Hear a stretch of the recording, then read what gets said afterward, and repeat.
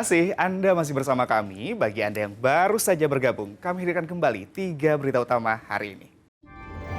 Diterjang gelombang tinggi, sebuah kapal ikan terbalik di perairan Maluku Tenggara, 19 ABK selamat dan 1 hilang. Dilanda hujan deras, sejumlah sungai di Ambon meluap, warga terancam.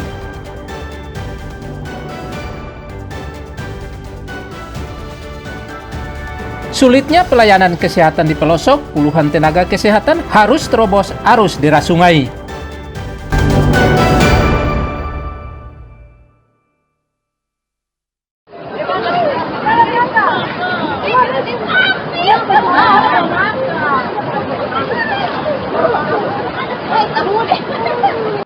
Perjuangan tenaga kesehatan untuk memberikan pelayanan di daerah terisolasi tidaklah mudah, sebab harus menghadapi berbagai rintangan yang dilewati.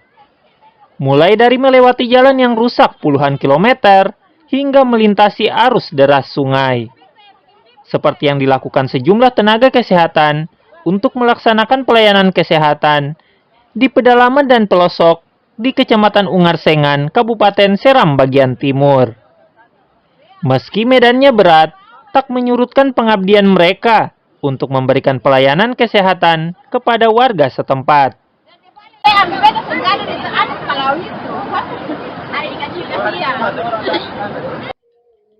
Layanan kesehatan yang diberikan kepada warga yaitu pelayanan umum, pemeriksaan tekanan darah, pemeriksaan gula darah, dan pemeriksaan kolesterol kepada warga.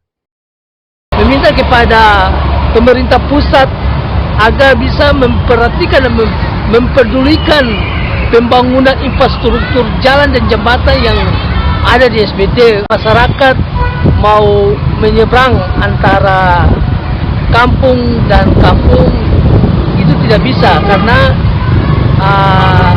kesulitan akses. Pemerintah daerah serta pusat didesak membangun infrastruktur jalan serta kesehatan di daerah ini agar potret buram ini tidak lagi terjadi. Tim Liputan melaporkan dari Seram bagian timur.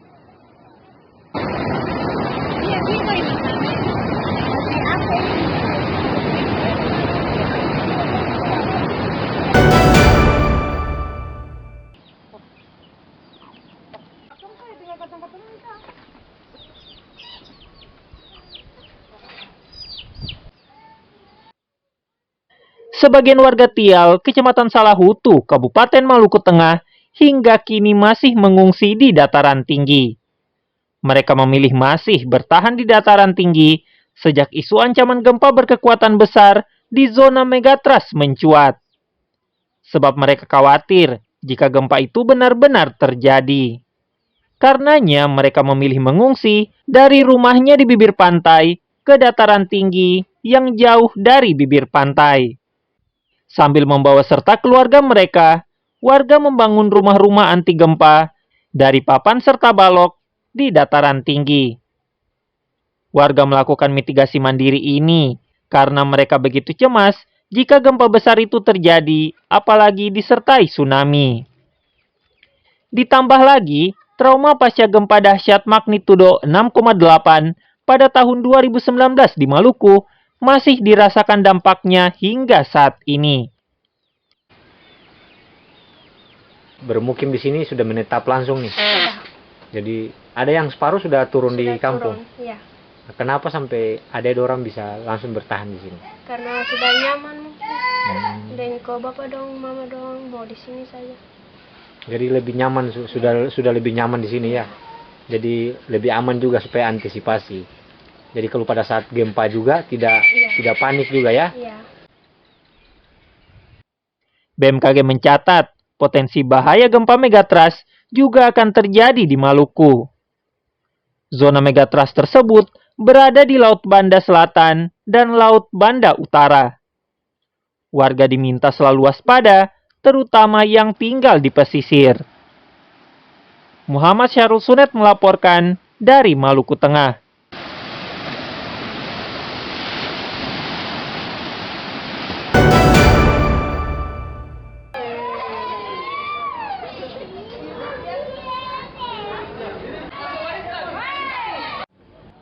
Sebelum memasuki libur akhir semester genap, ada berbagai kegiatan digelar para siswa dan guru.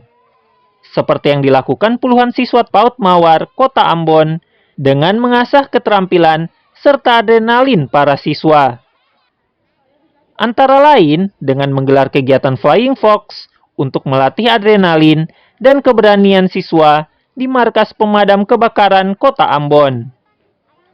Permainannya berupa meluncur dari ketinggian menggunakan tali baja. Para siswa begitu antusias mengikuti keterampilan yang memberikan sensasi terbang dan menguji nyali ini.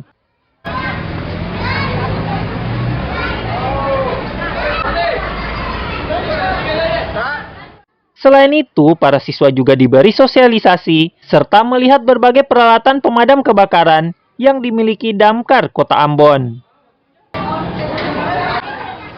Sekolah belajar tentang pemadam, tentang petugas pemadam, maka Damkar perkenalkan apa saja yang menjadi petugas pemadam untuk peralatan, apa yang ada di mobil pemadam.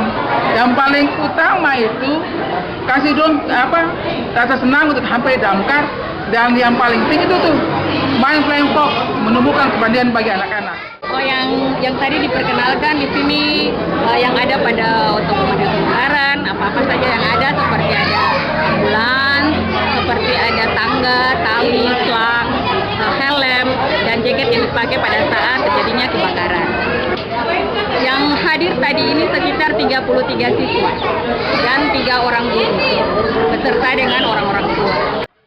Harapannya dengan kegiatan ini, para siswa terus terpacu keterampilannya sehingga mereka dapat menjadi generasi penerus bangsa yang cerdas dan berkualitas.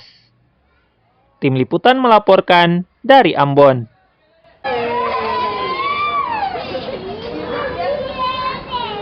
Informasi tadi mengakhiri jumpa kita. Atas nama rekan yang bertugas, saya Agi Kurnia Sandi mengucapkan danke banyak buat saudara dan amato.